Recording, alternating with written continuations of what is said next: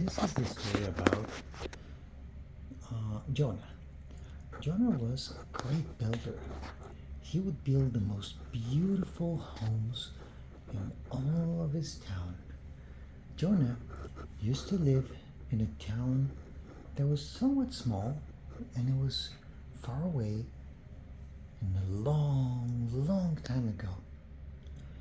Jonah had made good amounts of money doing this, and he was well recognized. Sometimes people from nearby villages would send for him to build some barn or some structure. But what he was really wanting to do was something super tall. He wanted to test the limits of his engineering ability. And so he proposed to the local church that he would build them the biggest tower in all of the country, perhaps in many nations. You see, back then, and this is hundreds, if not perhaps even thousands of years ago, the earth was not as connected as it is today. There were no phones, there were no roads, there were no cars. At best, you had horses pulling carts and people walking, and that was it. And so, Jonah didn't know much about other cities except the ones surrounding his village. But he figured he was going to build the biggest tower ever.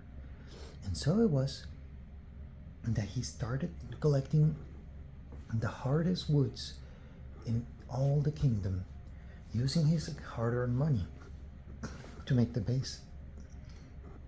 First, he made the base big and strong. He made sure that it was firmly attached to the ground. And then he started building up from there. And he made it taller and taller and taller. Everybody was mocking him.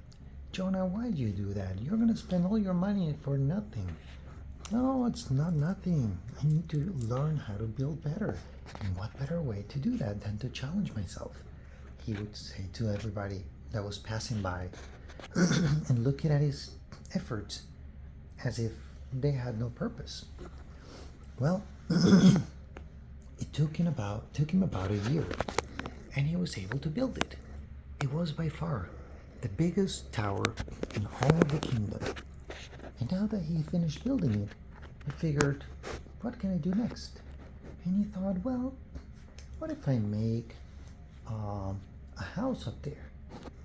And so, with a lot of effort, he brought one by one pieces of wood and made himself a small home up there with a very tall ladder. Now, to be honest, the home was really small, and it was a lot of work to get all the way up there. And it's not like today's places where you have an elevator and you have water that goes all the way up there and you have electricity. No, everything had to be brought up by hand. So he couldn't take a shower there because there was no water. He couldn't really do much up there except enjoy the view. And so when Jonah wanted some quiet time alone, he would go to the crazy place, as the people in his town would call it, because it was kind of crazy to have built that. Nevertheless, he enjoyed the view that only a bird would have. And so he started noticing something rather strange.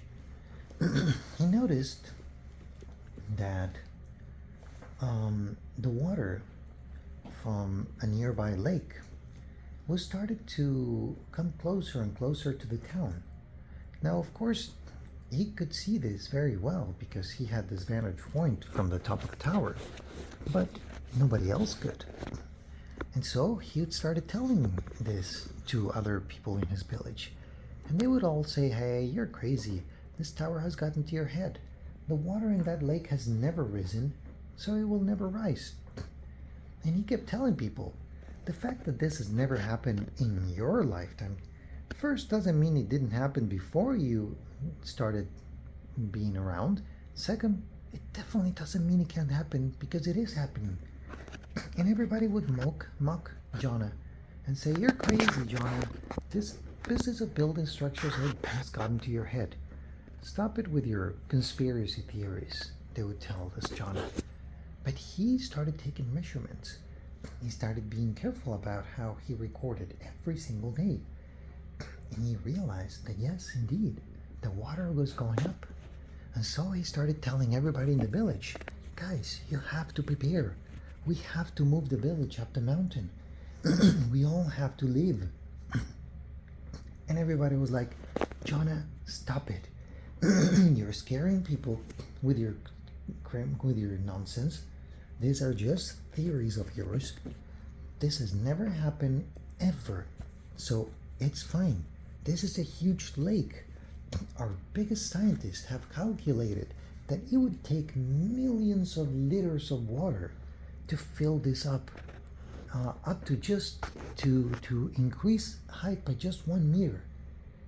So there's no way that this is going to increase over 50 meters to get to our village and cover it in water. Stop it. But Jonah kept taking measurements and he saw that happening.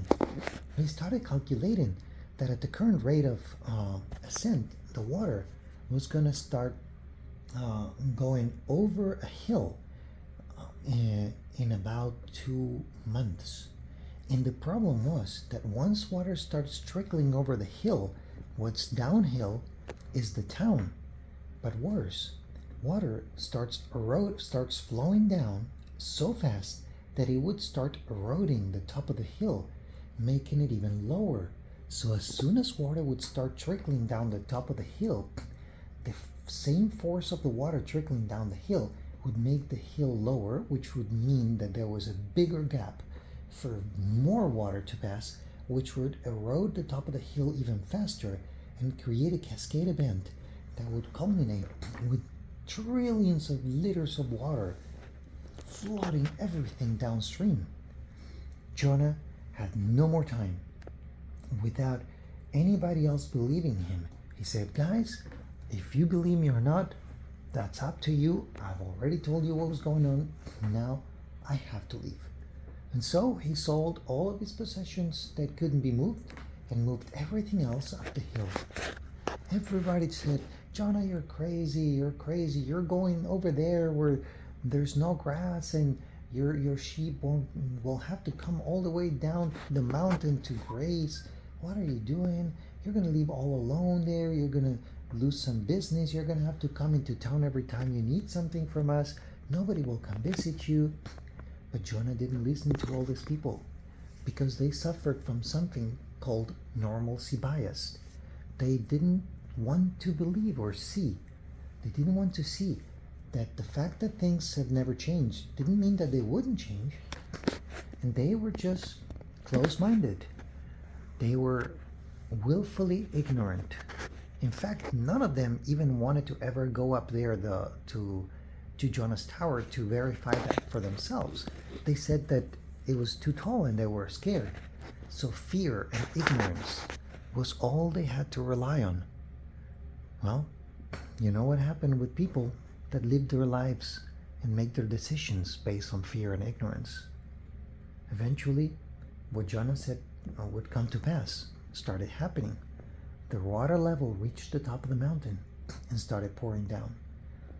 For the last time Jonah came down, he had already moved everything up the hill, several kilometers away from the village. And he said to everyone, you see the water now? This is going to get way worse in no time. You need to move right now. And everybody said, Jonah, this is nothing. It's just a trickle. Look, the kids are even playing on this. It's just like a stream. It's nothing. Jonah, get away from us. You're bringing sour mood to our happy life. We want to be happy. We don't want what you bring to us. But I bring truth and information, said Jonah. No, Jonah, you bring us fear, and we don't like that. Yes, people that limit themselves usually blame others. So they were blaming Jonah for bringing fear, when in reality, Jonah was not afraid. Jonah was perfectly safe. He had already moved everything away. He was just trying to help them. And they would blame him. But in reality, they were afraid to look. They were afraid that if they actually found out that what Jonah said was true, they would have to change their whole lives, and they preferred comfort and lies before anything else. And so Jonah, half defeated, but also happy that he was not like the others, went back up his home up the hill. And he saw us within minutes. Water started rising. People started freaking out. Some of them even came knocking at Jonah's door, saying, "Let us in." But Jonah said, "Guys, you have months of warning. You could have had all your food, all your house, all your belongings right next to me. We could have been neighbors. Unfortunately, though, you never helped me and you never helped yourselves. I don't have enough food for everyone. So you're going to have to figure this one out. It was your decision. It is now your consequences." And those were the lucky ones that got out in time. For most of the town, they were swallowed by the water. Just as they didn't want to move, that was their consequence. And that's the story of the tallest tower ever, and how it saved Jonah's life. But he couldn't save those that did not want to be saved. The end. Best story ever. Good night, Pequeñín. I love you.